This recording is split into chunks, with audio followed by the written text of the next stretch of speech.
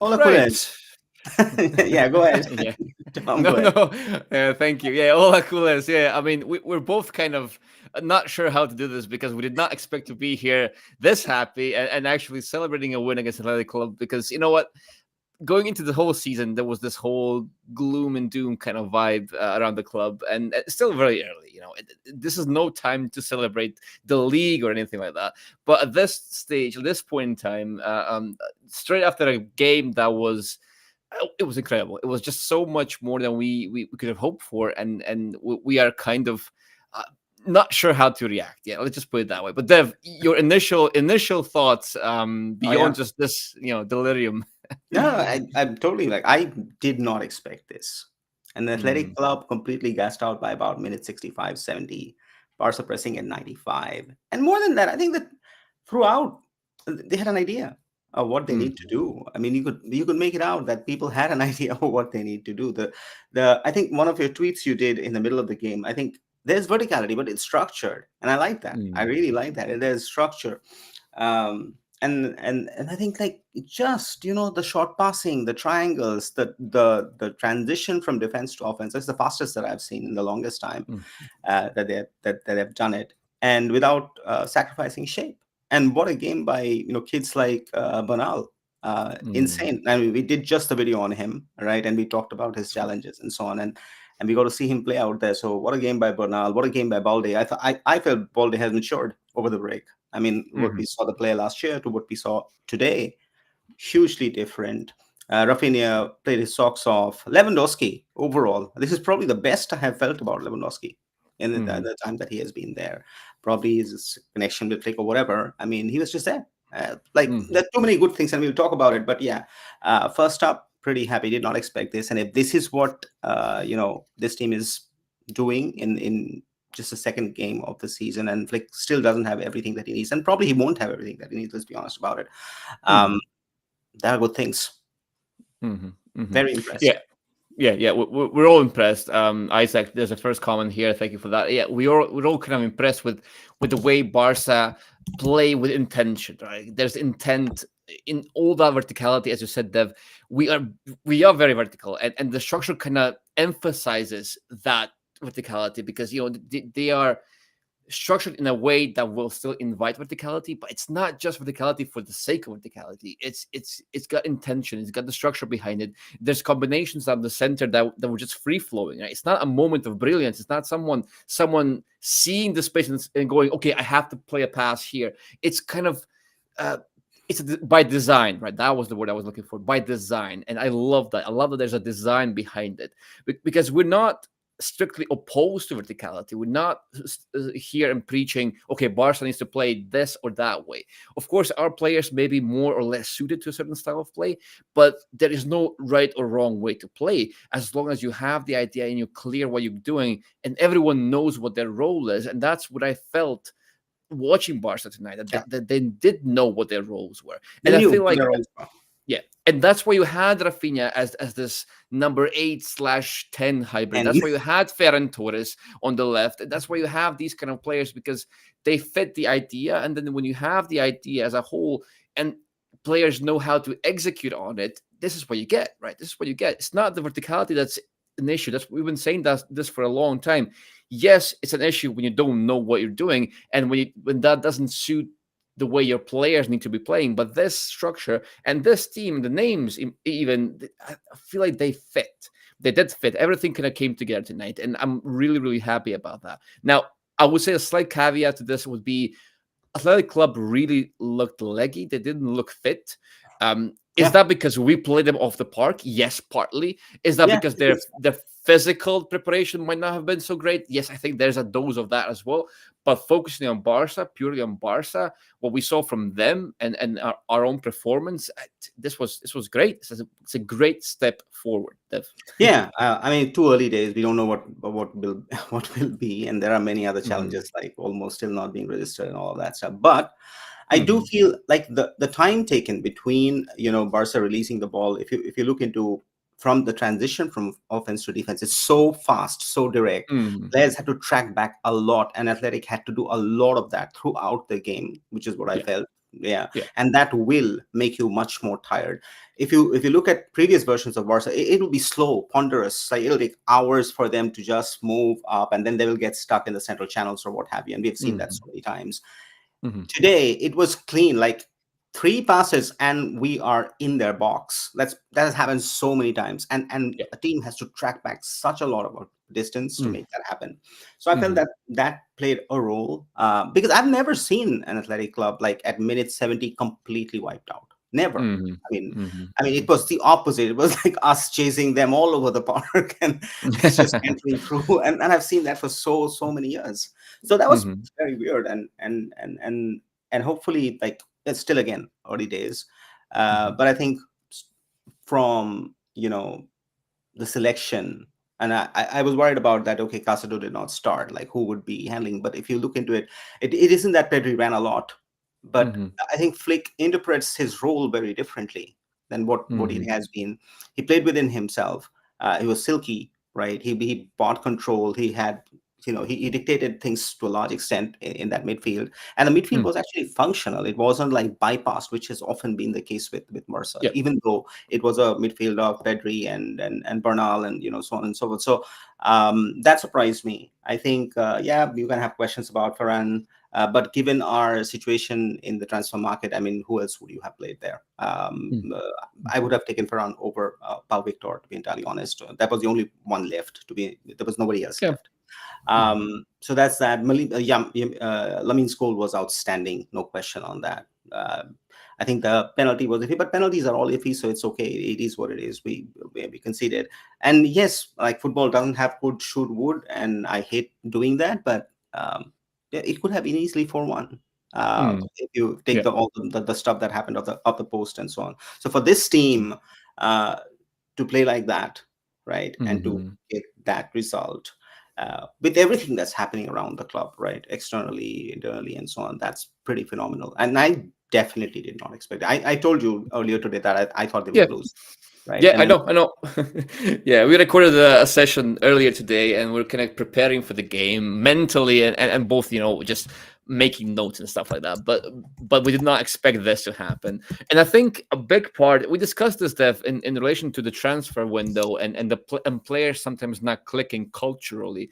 Now, I feel like culture is one big thing that kind of Flick brings with him. I've seen reports, and I'm not sure how true they are, but I've seen reports that before, when Xavi was our coach, right, players would arrive to the games with their own cars, with their own clothes and bags and all stuff like that. They would arrive separately, right, and they would meet in the locker room and they would change their yada yada yada.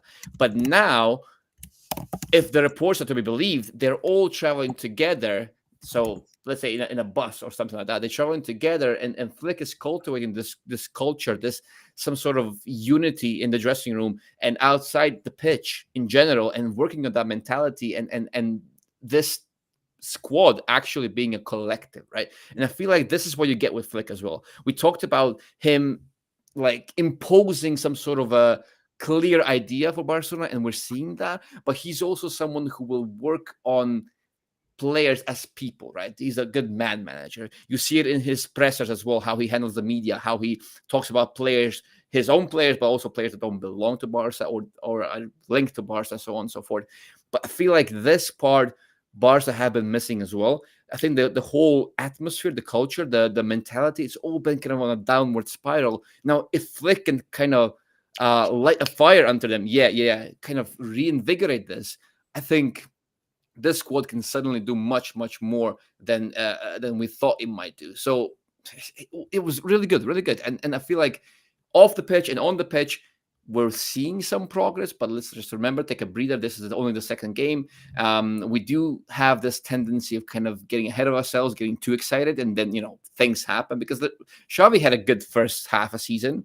It was very optimistic. It looked very good. The structure was really good. The player selection was good. The tactics seemed out of this world compared to what we were getting up until that point. Omen, So yeah. so let's not get ahead of ourselves, but at the same time, it's difficult not to get sucked in by all this positivity, and it's good to be positive as a Barca fan. We missed this. We have to be positive. This entire always gloom and doom is something, and you know me, I dislike it. Like, yeah, it is. We know the shitty situation that there is, Mm-hmm. right? Crying about it and complaining about it every day doesn't make sense. Mm-hmm. So if you can take some positive out of it and just go on the positive, be positive. And then there are lots of positive. I mean, for sure you can understand they're being drilled. There are structures, patterns of play. You can see that, right? Mm-hmm. Was it? And this is not a shade on any other coach. It's not like, okay, Xavi didn't have it, or Koeman didn't have it, or somebody else didn't have it. This has got nothing to do with any of them. This Mm-hmm. team is being coached, and that's what is required. These kids need that. They're very young, incredibly young. There was like how many 16, 17 years old on the pitch, right? Quite a few. Mm-hmm. So Mm-hmm. I think from that perspective, we should be taking the positive out of it. Whether it translates into something else or not, we have 36 more games to go in the season, so we'll get to know. But riding up to the first, international break, I think we have what, Valladolid after this, or who? I forget Is the that? I the don't couple of even know. couple Yeah. of more games. But if you can get to about 12 points, right, with this Mm-hmm. team and go up till, that's insane. I Mm-hmm. wouldn't have thought about that. So that's incredible. And I'll just take a few questions from here. So yeah, Summit says it was also done in Xavi's time in home games. Yeah, it was 100%. I'm not questioning that it wasn't. This isn't a comparison with Xavi per se, but this team did definitely look like they had a clear idea of what they wanted to play. So clearer than what I had felt Xavi at least last season. Last season was a Mm-hmm. mess. I mean, what I don't know what we were doing. And from Van Lee Athletic Club looked heavy. Yes, they did, Yeah. and we talked about it. Now, whether that's just teams getting into shape, it's early in the season, or something else, we wouldn't know. But I definitely felt that at minute 95, I've never seen Barca press this much. I mean, Mm-hmm. I've Mm-hmm. always seen the reverse, and I'm not saying that Flick has come and done some magic overnight, but definitely there's been thought put into that area. Absolutely, and it's interesting because I saw some of the early games, like the first 20 minutes or so. I saw some of the same issues that we faced against Valencia as well. I felt like Bernal was often isolated, and then Pedri and Rafinha were very high. And then all of a sudden, Flick made a change, and Pedri dropped deeper. It's the same thing that he did with Casado against Valencia. So he starts off with high eights, but then as if the team is struggling to get forward to connect the thirds with Bernal or the center backs, then he instructs one of the eights to drop, and that's usually the left-sided eight, which is Pedri or Casado. He instructs them to drop deeper, and then that creates kind of a double pivot or maybe a low eight and a six together, and that kind of ties everything together. And I love that. I love the adaptation throughout the games. And then you switch Rafinha to the left side later on as well. I feel like all of that, it had intention behind it, and that's the main thing. And at first with Rafinha, I wasn't sure with the number 10 role, because Rafinha, it's clear you don't want to control games per se, because this lineup with Ferran Torres with on the left side with Rafinha as your number 8, you're not going to control games. You're going to attack, be quick on the attack, be very progressive, very vertical, because those players are not tight spaces and congested pockets types of players. They are more of runners. They're more like quick layoffs, quick combinations, and then darting into space and then attacking the goal, right? So that's what they give you. Both Ferran Torres and Rafinha give you that. So I feel like Flick saw the potential in Rafinha as a number 10, not because there was a mistake and he wanted to control the game. No, he knew exactly what he wanted to get from Rafinha as a number 10, and he got it from him. Not only in possession, but also out of possession. I felt like he was very, very good. And especially when he moved to the left side of the pitch, it complemented Balde, because Yeah. Rafinha on the left is more of a winger, right? He's more of a clear winger on the left side, and suddenly Balde is a bit more free, right? He's a bit more free to do the things that he's comfortable with. So, like being maybe a slightly more of a progression tool than necessarily a crosser of the ball or something like that. He's more of a in his comfort zone than he is when he's out wide and very, very, very, very high up the pitch. So all of these changes and all of these adaptations from Flick, that kind of you get that from Flick because he has experience, he knows what he's doing. And again, we're not throwing shade at Xavi, but we didn't see this often from No, Xavi. we didn't. That's the What I truth. I saw, mean, I yeah. love Xavi massively for everything that he means for Barcelona and for everything that he had done, even as a coach, given the situation that there was, and as a person. Like, but if you're practical, no, we didn't see this from Xavi a lot. Mm-hmm, mm-hmm, So again, early days. We'll not Yeah. know what it is. So let's not get ahead of ourselves. But I Yeah. definitely did not think I would see this against Athletic Club in the second match of the season, given the situation that we have. Okay, so let's break it down further into some other aspects of Mm-hmm. the game. Let's start with the defense, Yeah. Tom. I think Kubarsi is still a little bit not in the same sync as we saw last year. Maybe, maybe not, but that's what I have felt. Um, Um, yeah. yes, Mhm. Kubarsi, Inigo partnership looks a bit iffy and feels a bit iffy, but I think today they're okay. I didn't really see Athletic Club like really threatening us at all Right. throughout the game. So just wanted your thoughts on how you're seeing it, because like it or not like it, that's what we are going to get for a while. Hmm.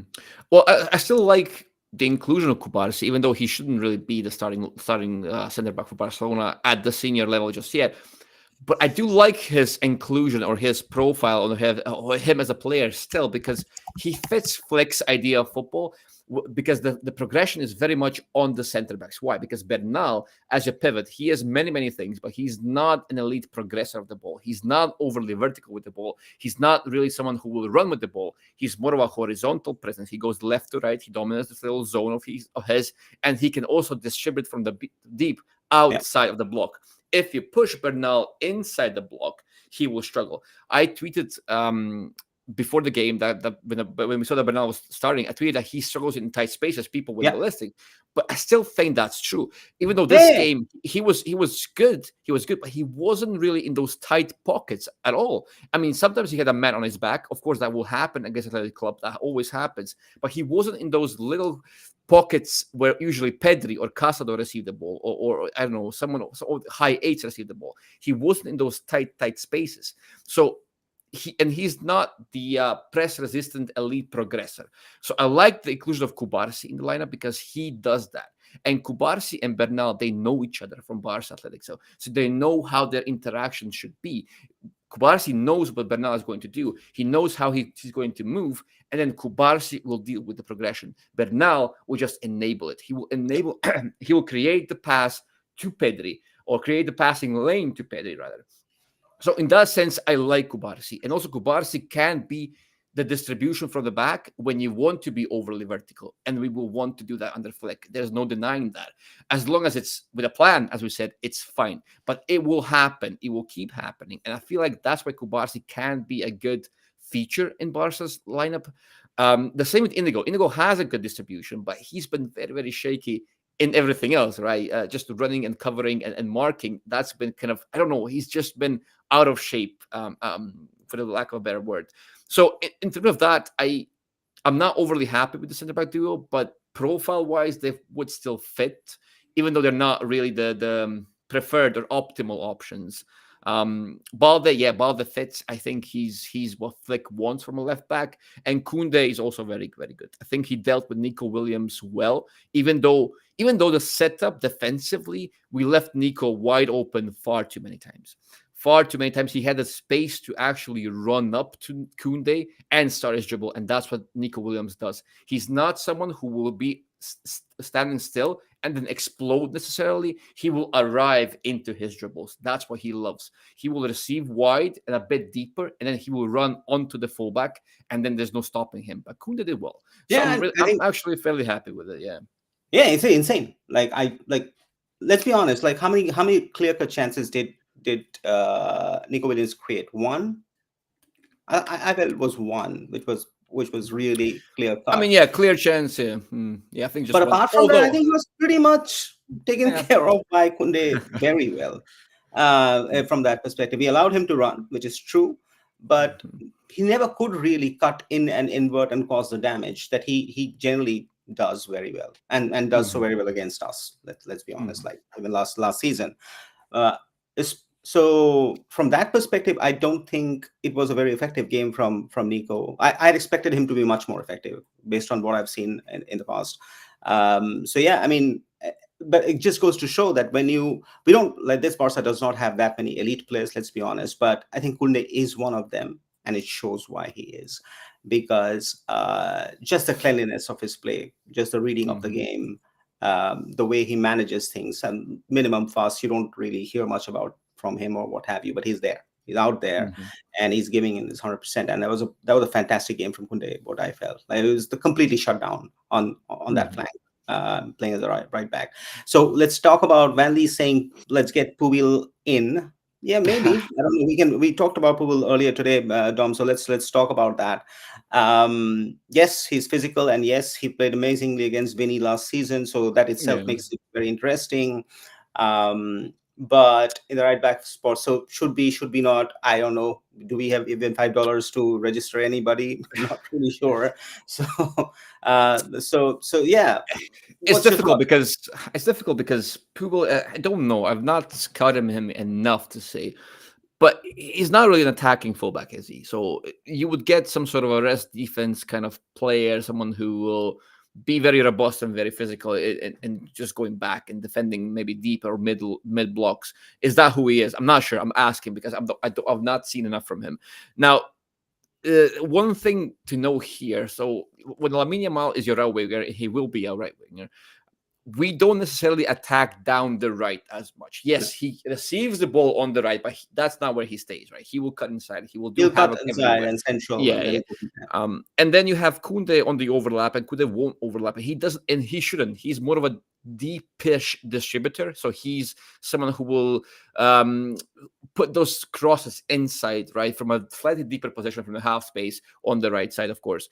And that's fine. But then you have this whole vacancy on the right side, and now there's the question: do you want an overlapping presence there, or do you want a rest defense monster behind him, right? So that's kind of the question, because you have a rest defense monster on the left side of the pitch in Balde, who's not that proficient going forward. But if you have no real wingers and you have no real attacking fullbacks, you're kind of losing the width, right? You don't really have any presence out wide that Flick probably wants, because Flick wants width. He wants extreme width, and he wants to overload the last line of the opposition's defense. So in that sense, depends on what Flick wants from his profiles. If he wants another defensive profile, yeah, sure. I think Pubel would be decent, I guess. I can't say, as I said, I can't say for sure, but he seems like that kind of a profile, more like I don't know, like maybe like Fresneda, for example. I would have loved Yes, to have I was Fresneda.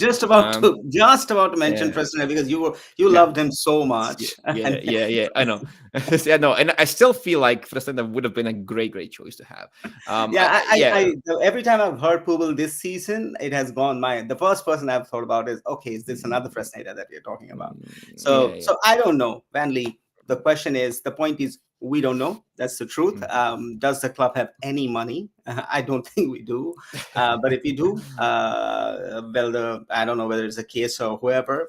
We'll get to Mm, see in the next 1 week. I do, however, believe that on that 31st, till the pizza boxes come, some mhm. weird signing is going to happen in typical Yeah, chaotic Barca style.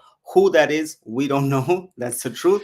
We'll find it yeah, out next week, after I think after we have worked out, Roque's actual, loan move, Longley going away. I think once all of those things happen, I think we'll have a better idea of who we are getting, if anyone at all. absolutely. Yeah, Um, yeah, I wanted to pick up on a couple of other things, Dom. So yeah. we talked about the defense, midfield, Pedri's role. We talked about Bernal. What did you feel about Pedri's role? And apart from that, I think Rafinha is becoming a different player. Mhm. Like, this isn't the Rafinha in Leeds. This isn't the Rafinha that plays for Brazil. This isn't even the Rafinha that we saw in the last 2 seasons. I think he's finding his own place, on spot, on. Mhm. Um, so how do you feel his role evolving? So yeah, mostly Pedri and Rafinha. How do you feel about them, and so on? Mhm. I've I said also, I think it was before the game or maybe halftime, I'm not sure. I said that if you look at this Barcelona side as a team that wants to control things, that wants to be very, very dominant in possession, okay, Flick can do that. He will aim to do that even with Barca. But if you put Rafinha in the number 10 or high 8/10 role, you won't really get that between the lines pocket play or possession dominance. You will get sort of a different profile there, right? And at first I was like, I'm not sure about that, but it fits Flick's vision of how he wants to play, right? He wants his number 10 to be aggressive off the ball. That's the first thing, because we talked about this a lot of times. Flick's number 10 is this free roaming attacking player, yes, but Flick's number 10 is always the pressing machine. It's always the pressing leader, even. So I feel like this is a big thing for Flick, and that's why we're seeing Rafinha in this role in the first place. But secondly, this quick combination play where we are actually making the third man runs, and we're actually ejecting players into the space behind the positions line with a couple of touches. So not one over the top play into space. No, we're making combination play and then ejecting players. I think in that sense, Rafinha can do that, because you're not really forcing him to be something that he is not, right? If you would force Rafinha to receive with his back to goal, turn this way or that way, be this pocket player in congested spaces, he's not really that. Okay, he won't give you that, but he can give you this. He can give you this, absolutely. He can run, he can make those quick little combinations and then go back and then go forward. So make that opposite run, whatever you call it, right? So he can do that. And yes, Flick loves Rafinha, and we also like Rafinha when he's playing like this. And then also when he starts on the left wing, But it's a don't you completely think different that player. this whole experiment that we had with Pedri as a 10 last year, right? Mm-hmm. That's been kind of put to bed with Yeah, as it probably should be. Rafinha or Olmo will be playing that. And I think Pedri will come back to the much deeper role, which you and I have often said is where he likes playing the Yeah, best, probably. yeah, and I think it showed today as well, because when Pedri kind of dropped slightly deeper in build up next to Bernal as this low 8 next to number 6, I think he looked amazing, right? You get press resistance from Pedri. I saw a tweet on Twitter earlier which said that Pedri is at his best when he has when he has nowhere to go, right? Because then he invents things. Invents his way out. Yeah. He just does something and he's out, right? And you wouldn't expect it. And I love that tweet, because it's Pedri, right? Because you have him on the sideline and you have 2 or 3 players on top of him, and you would still bet against the 3 players. You wouldn't bet against Pedri, and I love that about him. And I feel like this is best utilized deeper, because Barca need that presence. Of course, he can be a high 8, he can be a 10, but I don't know. It's too much running. That's first and foremost. It's a lot of running for number 10 under Flick. And secondly, I feel like the control part of Federi's kit is still better than his offensive toolkit, if that makes sense. So, like the attacking instincts, I think Gavi has better attacking instincts Better. than Pedri. Yeah, at the moment at least. I mean, Pedri can do whatever Pedri wants. It's just the nature of Pedri. But to preserve him and to play to his strengths a bit more, I would still say a low 8 for now. But my question is, when Gavi comes back, obviously that's far away, right? Mm-hmm. Then we have Casado, we have Bernal, we have Mm-hmm. Pedri, and we have Gavi, and we have Fermin, 5 people, right? Who Mm-hmm. starts Dom? Because I think like hard to drop Bernal if he keeps playing like this. That's number one, Mm-hmm. and you need that sort of a profile, right? Um, Fermin comes with his goal scoring capabilities and his link up play and what he does in that whole. Who do you play? At number 10, who do you play at number 10? Is that a question? Even if you don't do number 10, like who would be your first 3 starters or 4 Oh, starters? If it's a 4-4-2 or a 4-3-3, whatever we go with, who would you start in the midfield once Gavi comes back, which is far away, and I know that, but why not? uh, hmm. Who do we start? It's a tough one, because I wouldn't I think it's necessarily. dependent on the team that will play, but still. It is. I think Gavi would definitely have a big role. So the Gavi we know, the fully fit the Gavi would definitely be a big fixture in Flick's team. So let's do Gavi like higher up, maybe Pedri and De Jong. I want to say, I don't know. See, I think De Jong would also be a huge thing for Flick. I think Flick would love De Jong. And he probably will once De Jong comes back. If he comes back, I think Flick will absolutely love him, and he will probably play him, and rightly so, because that injects the athleticism into that team as well. Now, with that lineup, you don't have a 6 like Bernal, obviously. So, but then again, should Bernal be starting all of our games throughout the season? I don't know if that would be the right thing to do. So Gavi, Pedri, and Frankie, maybe. I don't even know. It's a difficult one, because the profiles again are not ideal. It's not really an optimized team, but at the same time, it's a team that I would still like. I think Flick could make it work. Now, is that the right choice? Remains to be seen. All right, we've got the folks who have joined us are saying that we're not answering their questions, and they're right. They've joined us, and we should. So sorry Yeah, about that. yeah, Apologies. yeah. We will go through them now, and you can start putting more questions in. Let's start with: does Cancelo turning down Saudi money impress you guys in terms of Cancelo's want to play for us? Sure, of course. First off, yes, very happy that he wants to play for us. And I think last season he did play a couple of games well. But that said, is he the future? Probably no, according to at least for me. We're already doing a rebuild. We're already stripped out all the band-aid and it's gone. So if we're doing that, let's do it properly. A Cancelo coming in, and this is what I said earlier as well, right? It won't make the difference between us winning La Liga or not winning La Liga. He's not that differential player anymore. Maybe he was once upon a time.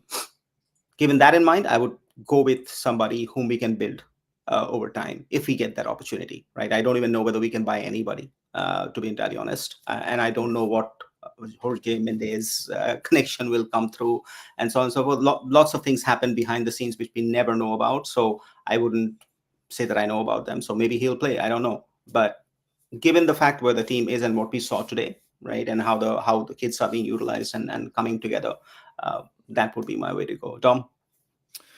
Yeah, I'm not overly fond of Cancelo. I think in this Flick side, he could potentially work as a winger, but at the same time, Flick's wingers are slightly different. They're more just runners, inverted runners, wide players for sure. He loves width, but then they kind of invert and they run into the box. They're more of a, I don't know, Serge Gnabry kind of players, Yeah. or Ansu Fati, players like that, or even Pau Victor, for example. I think he would also kind of fit the idea. Now Cancelo is more of a creator from the wide. He's more of a distributor from the wide. It could work, and of course, you get more out of him the more aggressive he is, the more offensive he is. That's an obvious thing, right? But I don't think he starts ahead of anyone there, and he doesn't start ahead of Balde as a left back either. He doesn't start ahead of Koundé on the right either. So I think as squad depth, but then again, what are his wages, right? How expensive would he be for a squad depth kind of profile? So I don't know. I'm not really a fan. Not really a fan of it. So that's it. That's our take on Cancelo. Let's go to Isaac. Isaac basically asks us a question about what do we think about Chiesa and the possible chances of Chiesa. Now, you and I talked about Chiesa earlier today, Dom. So I'll go and I'll let you. Right now, Barca cannot choose. That's the thing, right? So we'll have to take what is available now. In that position, with the $5 that we have, probably there are not that many players that we can buy. So with that perspective in mind, maybe. Yeah. That said, there are many questions. Chiesa is actually a better left wing player than right wing player, but other way around. Yeah. Sorry, yeah. But here he can't do that because here you have Lamine Yamal taking that spot. So how do you manage that? Injury, yeah, like our team is anyway made of glass and we get injured all the time. So I won't, but it still causes a challenge from that perspective. 3, I'm seeing what we saw maybe was a 2-year to 3-year contract that they're talking about. So clearly it's not a future build. It's like a stopgap arrangement that we are doing. Is that needed? Will we win because of him? I don't know. Will he be a good addition? Probably yes. Probably he will be a good addition. Can come in, score a few goals and whatever, and we need that for sure. We need that. But let's think about the front line. So you have Lewandowski not being benched. Let's be honest, that's not happening. Lamine Yamal's not being benched. That's not happening. And Rafinha probably will be playing this role that we are seeing him play. So based on that, associativeness and so on, if he comes in, sure, why not? Let's take him. But if he doesn't come in, will I be very sad? Probably no. That would be how I would suggest it. Not that I have anything against him. He's a great player. I mean, I loved him in the Euros, the last one. Fantastic. After that, obviously, his fortunes have dipped. He was injured and so on and so forth. Is he a differential player anymore? Maybe. Do not know. Haven't seen that in the last 1.5 year with Juve. And as I said, if he comes, great. If Flick can make him work within this setup, awesome. And if the money is like 3 million, 4 million, whatever we've been talking about, great. Mhm. If not, will I be sad? No, I won't. Yeah, it's kind of a mixed bag. He has a lot of good, but he has a lot of bad. There's a lot of baggage there, and of course, yeah, being a part of a dysfunctional Juventus is kind of not helping his cause. It needs to be said because the same thing with our players. Our players have been playing in dysfunctional systems for years now, and that kind of does create a somewhat distorted picture of the real value, the real ability. And yes, as you said, Dev, earlier today we actually discussed this. We recorded a video on the transfer rumors that you will see that soon on our YouTube channel. And then we kind of came to the conclusion that Chiesa has his positives. So he is a wide threat, so he would fit Flick's idea of a player who starts very wide but then kind of attacks the space as a runner. Chiesa can do that. He has clean ball striking. So inside, outside the box, he will do that. He will shoot a lot. He's a shooter. So that's a big positive because Flick's Barca create a lot of chances. They are very aggressive. They're very forward thinking. And I think Chiesa can do that. And also when he's pressing, Chiesa is very much a front-footed presser. So he's very aggressive in the first line, right? So he can be the counter presser. He can be someone who presses from the front when he wants to. It's a big mentality thing with Chiesa because he is kind of that player who thinks he's a star. He knows he's a star, kind of. So you have to ask him to do one thing. So if you ask him to press, then he probably drop off in some other things. He cannot really multitask per se, and that's one of the bad things about him. And he's also very erratic. He's individualistic even. So think of Dembélés of this world. Think of Rafael Leao's of this world. He's not as good as them, but he's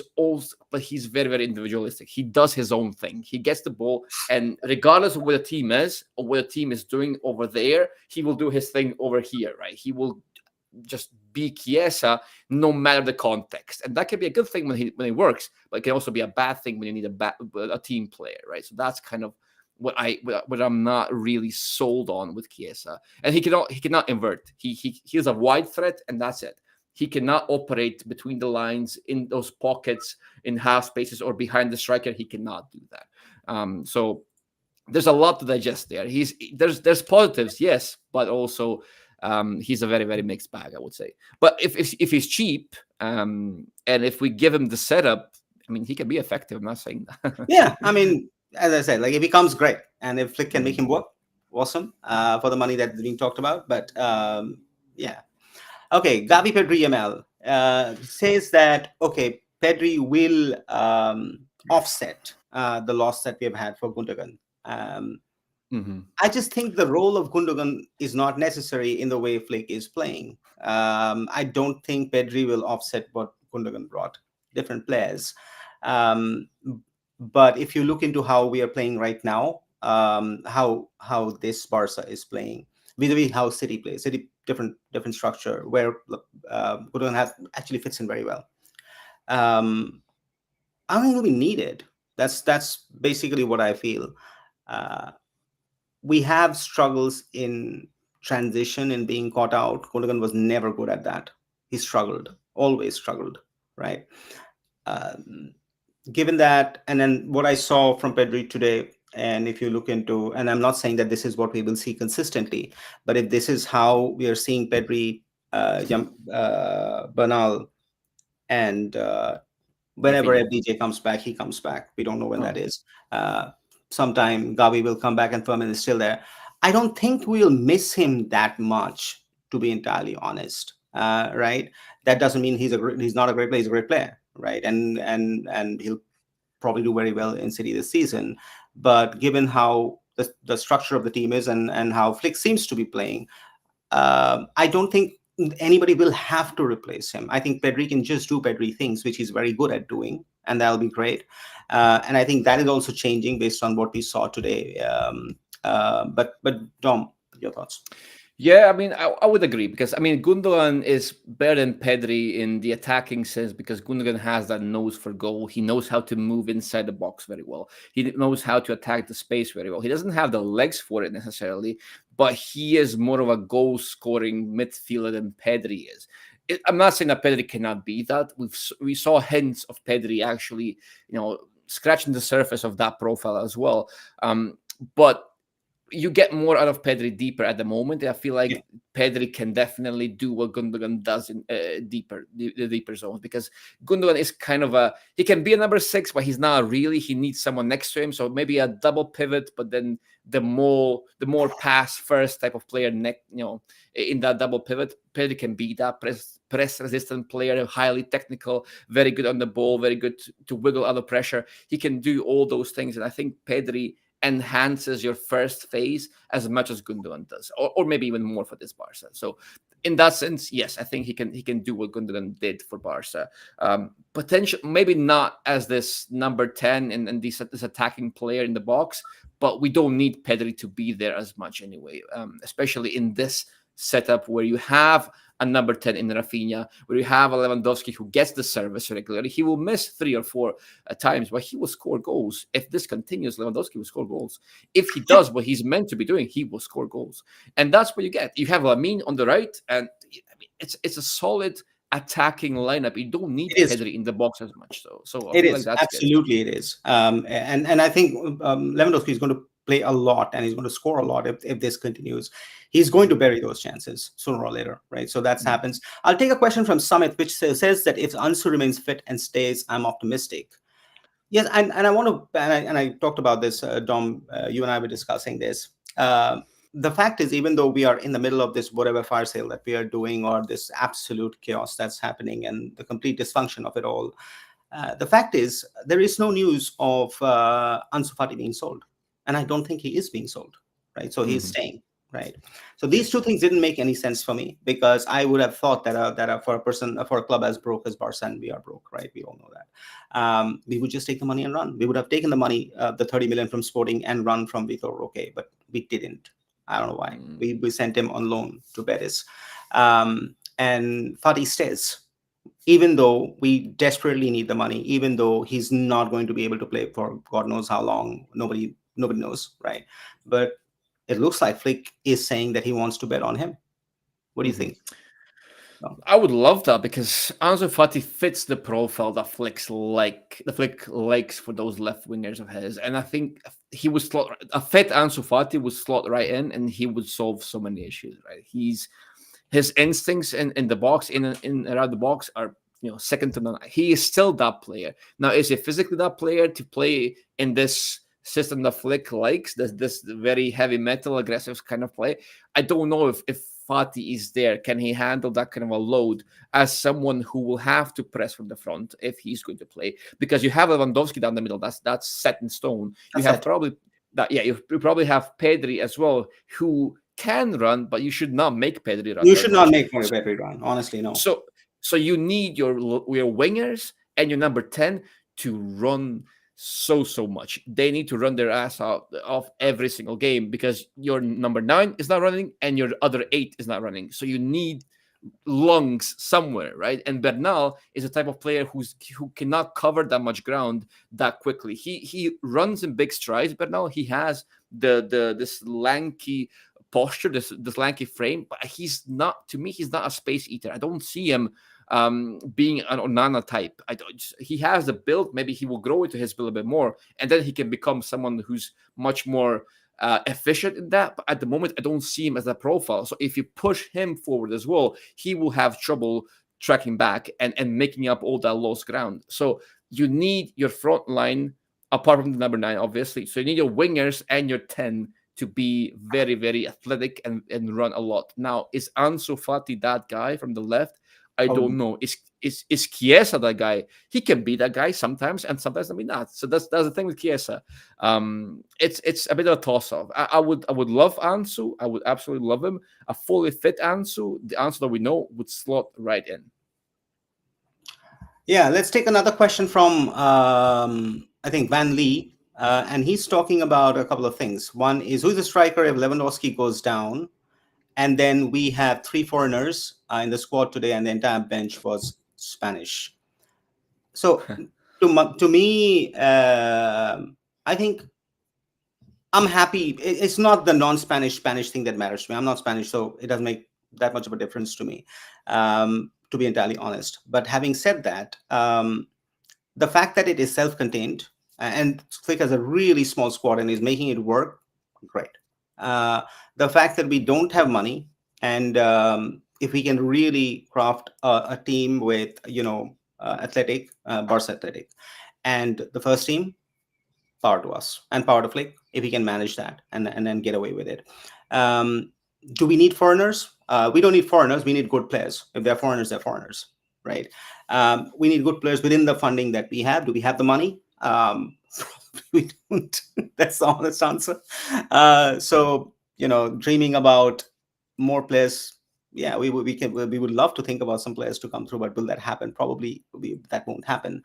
And the strikers who can stay if Lewandowski goes down, I think we don't have any option. Like there's only Pau Victor, so he's there, and then there's if when Ansu is better, Ansu will play, and whenever that day is when Olmo gets registered, Olmo will play. That's basically it. So it's a very thin squad from that perspective, and a couple of injuries will put us in a very very difficult position. But I think they are depending on Barca Athletic to pull them through. So we will see the likes of Sergio Dominguez and others who will come through.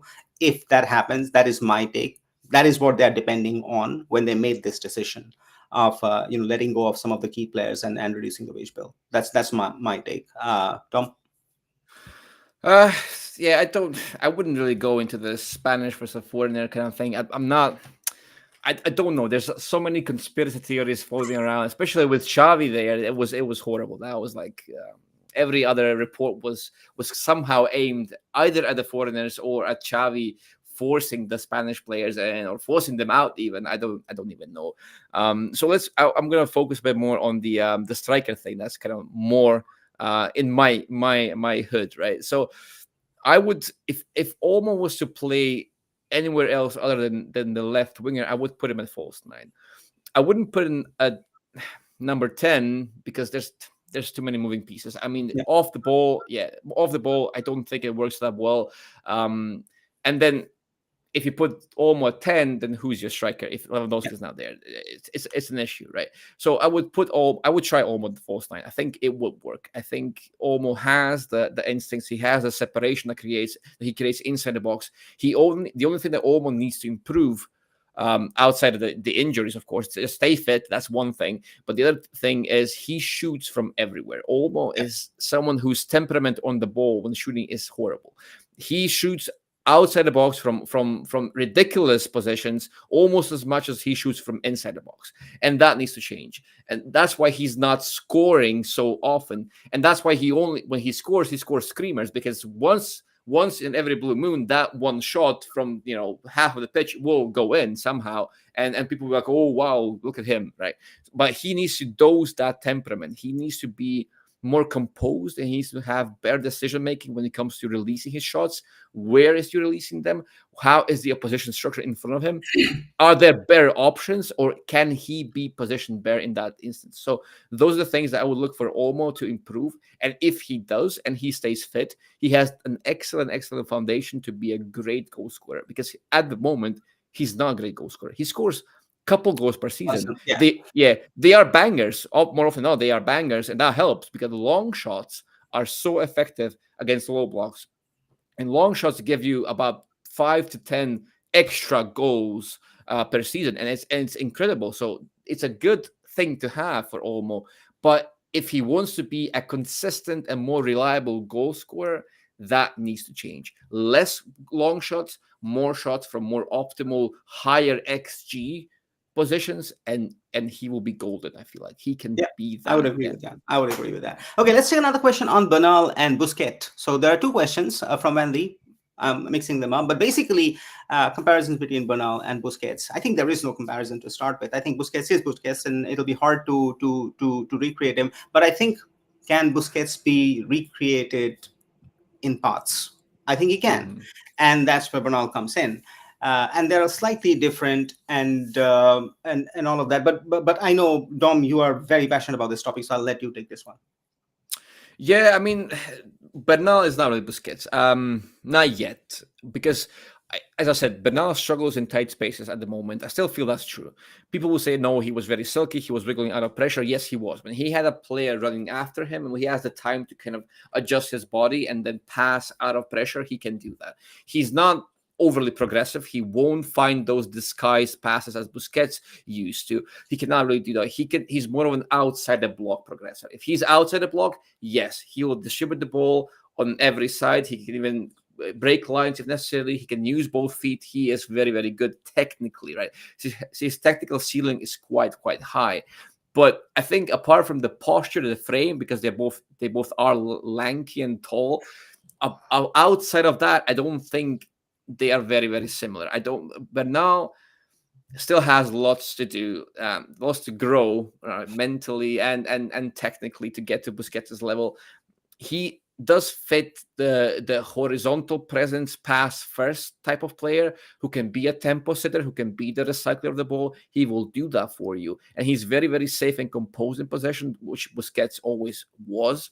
And he will scan a lot, and he will only call for the ball when he's absolutely sure that he can handle it, right? And that's also one big difference, because when you look at Bernal's received passes and volume of passes, Bernal is not really self-sufficient. He's not really calling for the ball as much. He will not handle the volume that Yeah. well in this very moment. Because remember, at Barca Athletic, it used to be Casado who would handle the ball. Casado was the primary receiver and the primary progressor. Bernal was more of an enabler next to Casado, next to other midfielders that were in that midfield. It doesn't make him any less valuable. He's still immense, and his performances in the first couple of games now in the senior team have been absolutely amazing.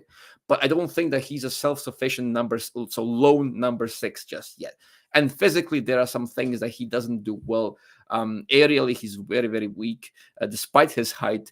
His tracking back and transition play in open spaces, he's still struggling, as we saw today when he got that yellow card. He can get done on a turn, because players who are very agile, have low center of gravity, they will turn him inside out very, very quickly. So there's still things that he lacks, but he is 17. So I'm very, very careful with my words. I don't want to insinuate any things, because he is 17. He still has all the time in the world. But let's not pretend that he's the perfect midfielder just yet, because this happened with Romeo, this happened with Busquets. We hype them up because they have a couple of good performances, and then when trouble arises, suddenly they are the ones getting the most critiques, getting all the blame. So I don't want that to happen to Bernal. Because if we are to have him throughout the season and nurture him, develop him properly, we have to be ready that he will make mistakes here and there. Maybe he won't. Maybe he'll have a perfect season, but what are the chances of that? I mean, yeah. Yeah, so let's come back to Flick, and I think, and we need to talk about that. We've touched about so many things, but I mean, those who watch Barca day in day out, most of the people who are on the stream with us, right? We are so accustomed to watching this sequence, like Barca caught on the transition. The whole team is rushing to defend back, and that happening at least 5 times in a game, right? With us looking absolutely clueless.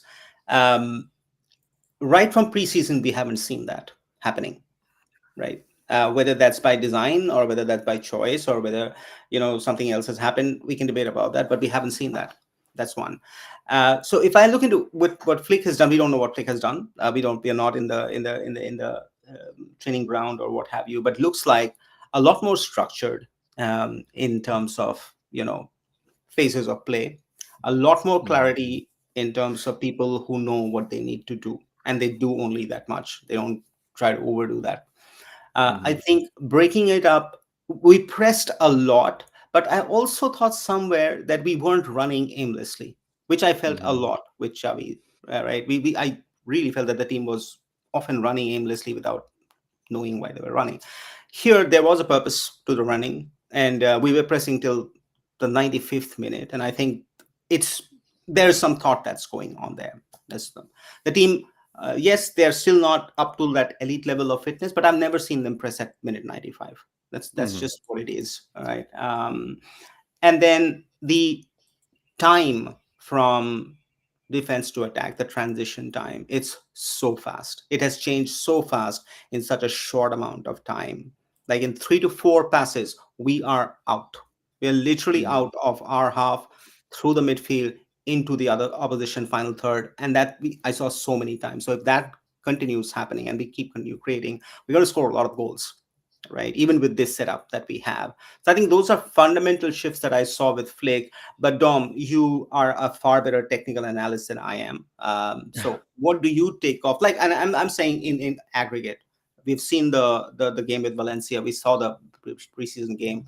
We saw the Monaco game. We saw today, right? What are the obvious things that are coming out to you as you think about Flick's coaching and what kind of team he's trying to build? Well, obviously, this is a team that works much harder as well. I think fitness, we can't really discuss fitness. Is it possible that all it took for Flick was like a month and he completely turned this thing physically around? How is that possible? How is it possible that none of the other coaches that have been here for much longer have managed to do a fraction of that? So I don't know if it's just, it can't be just fitness, right? Maybe it is partly fitness because we know that he has a lot of emphasis on that. He puts a lot of emphasis on just being fit, being very, very athletic even. So there is some truth to that claim as well. I think there is one part is definitely fitness. Now the other part is intent. As I said, we're not headless chickens anymore, at least not in possession. Now out of possession, there's still some kinks because, as I said, we do leave the wingers wide open. Nico Williams was left wide open numerous occasions today. We did not pay the price for that, luckily, but on a different day we might have, we might have. So it's not perfect. It's not without flaws, but there's still, as you said, there's still intent, right? There's still a sense that these players are actually working together as opposed to just being individuals kind of trying to catch up with the opposition. And yes, we did see much more fit as well than Athletic Club because they did look leggy. They didn't look ready for this game, right? Both mentally, physically, or tactically, they didn't really know what to do. And that partly is Flick's doing as well because he dominated that game. He really, really dominated the game. And it's the sample is too small for me to say this is definitely Flick staple, but yes, we are starting to see some patterns. A lot of focus on the central play, ejecting the runners out, a lot of focus on overloading the last defensive line of the position. So extreme width, overload the last line, and then just pierce through them with quick combinations down the center. That's the main thing, down the center, because Barca's main firepower is always down the center. Even Lamine, who's a wide player, he comes inside and he's a central player, right? He's a player. He will eventually be 100 touches per game type of player once he transitions from the wing into the more central positions permanently. I feel like that's kind of where he's going at the moment. So everything Barca does, everything that good that happens generally speaking down the middle of the pitch. And when you saw that graphic, I don't know, I'm not sure if you noticed, there was a graphic around the 70th, 80th minute that showed Barca's attack by the channels, and it was 7 attacks down the left, 7 attacks down the middle, and barely anything on the right. It Right. kind of shows you the emphasis of those attacks, right? So Barca are very much, again, a central team, or seem to be gearing towards becoming a central team. And I like that. I like that. I really do. Okay, we'll take the last question because we're almost at the top of the hour, and this will take from Bonnie Edgar. Do you think any of our midfield combinations can contain top teams in the Champions League like we did today and partly in the last game? No, I'll say Difficult. Yeah, no. that's difficult. Uh, Mm, but but that said, does it mean that we cannot have a decent run in Champions League? I think we can, right? That said, I also think Champions League should not be our focus at all this season. I think they should just focus on the league with the short team that we have, with the kids, like putting them under insane undue pressure doesn't help. We are anyways 18th on the UEFA coefficients, right? So it's not that we're going to like win something huge out there. But putting that pressure, and I think Wendy also said it, like once Champions League starts, once Copa del Rey starts, that's insane. The number of games that they have to play, that these kids have to play with this squad. mm. I don't know. You've got to make that decision much earlier of what you're going to Yeah. focus on and let the others go. And it's okay. It's all right. If we don't win, we don't win. That's Mhm. perfectly fine. But if the team gets coached in this manner, there is no doubt in a year or two we'll be in a much better condition than what that we've Mhm. been in years, right? And that is far more beneficial for the future of the club. That's what I Yep. would say, right? So, Yep. um, can we have a decent run in CL? Probably we will, right? I think Flick is a proud coach, right? So we'll possibly have one, but if we did not, and we didn't do very well in Champions League, but we did well in the league, at least we saw this kind of playing consistently. I would take that any day of the Mhm, week. Dom, your thoughts? mhm. No, same here. I think to expect us to dominate or do this, what we've done to Athletic Club, to the top of Europe, it's difficult because you have a bunch of 17-year-old kids. It should not be normal. It should not be possible to be in the same realm as those teams. And maybe we could be on a good day in the Champions League. Anything can happen. Maybe we would be able to compete, but I wouldn't really say that should be our goal. As you said, Dev, I think the Champions League, while it is a nice dream to have, and we are Barcelona, we should always be in every competition feeling very, very good about ourselves. And that's normal, but I don't think that the Champions League should be anywhere on our radar at all. So what happens there. I would say, okay, get past the group stages, because that's just what you can do. And then domestically, you have the team to maybe not dominate, because Real Madrid are also Real Madrid, Atletico Madrid, Atletico Madrid, and things will happen in the league as well. But you have the team to compete and challenge for the league, and I think that, on top of developing the kids, brilliant, Yeah, that's perfect. that's fair. I mean, I think as fans, we should be realistic of where the club is and not fall in for propaganda or hype. I mean, we don't have money. Let's just be honest, right? We can see Mm, this. We can see how paper thin the squad is. We are playing 17-year-old kids out there, right, consistently, because not because we want to, not because we want to talk about La Masia. We are playing because we have no other option. That's the reality of it, correct? So, mm, however you want to spin it. So for a club in that situation, right? If the kids can be taught well, if they're coached well, and if they can grow, and a nucleus or core can be formed, take that and run with it. And it's okay if we don't win the Champions League or what have you. Last question on centre backs. We've talked about centre backs, Rama, but I'll just touch upon it. We don't have any option right now, right? We have sold Mika Fai, Lenglet's gone on another loan. Araujo is not back till I don't know when. So we are stuck with what we have, which is Inigo and Kubarsi. If one of Kubas. them, goes down, I think it'll be somebody from Barca Athletic who will come in and deputize. That's basically what will happen, because there's no other option, right? So Mm, are they the best option? No, they're not. But if I saw today, Athletic Club can be pretty dominant on the attack. They manage them pretty well. Will this happen in every game? No. Will we struggle with the likes of Real Madrid and so on and so forth? Probably yes, we will. But it is what it is. We can't fight about this, right? This is what we have. I think Kubarsi has a lot of potential, right, as a ball playing defender. But he's 17 years old, so let's give him time to grow and go from there. But that's what would be it. Okay, so that's it. I think this would with this we'll call it back with just over the hour. And thank you so much for 700 people, all of you who have joined. It's 6 a.m. in Sydney. I'm really tired, so I'm probably going to sleep. I don't know what time it's in Scotland for you, Dom, just but at nine, just so it's fine. not too bad. You Yeah, still it's you fine. still you still have time, which is great. So yeah, busy week coming up. We're possibly going to do some series on Casado, on Banal, and Pau Victor. So look out in our blog. That's what we will cover. There's a couple of videos that we have done on tactical analysis. Take that out. We are going to launch something on the transfers as well. So give us a shout, listen, share. Every little bit helps. And thank you so much for joining all of you, because this helps us to do more of this. We don't earn anything out of this, to be honest with you guys. It's a fairly disastrously loss-making venture that we run. But seeing these people, that makes us happy, and wherever we can improve, help us improve and share the Mhm. word, because every little bit counts, every extra person counts, and so on. So thank you very much. And with that, adios. Any last words from you? No, just the same thing. If you can, do check out our blog. Dev, can you maybe put some links Yeah. somewhere? We'll put some links here. We do have a YouTube channel. We have a blog. We obviously have a Twitter account as well, and we do have a podcast.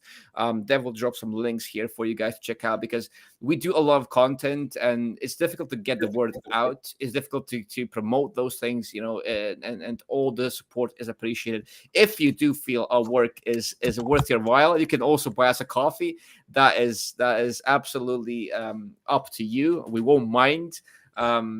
as Dev said, this is all free labor for us. It's just a labor of love, though, a labor of love. So Yeah, because a lot of we do love, like but no it. money, Yeah. and really, really bad finances. If Barca are bad at finances, we are terrible. We are horrifyingly bad. We have been Right. making losses for 2 years straight. So, but we'll Yeah. continue making them because we love doing it. So, thank you very much. Subscribe. It will help us a lot. And see you on the next one. We'll be doing this regularly after every match day. Yeah. So, thank you for joining. And Biscal.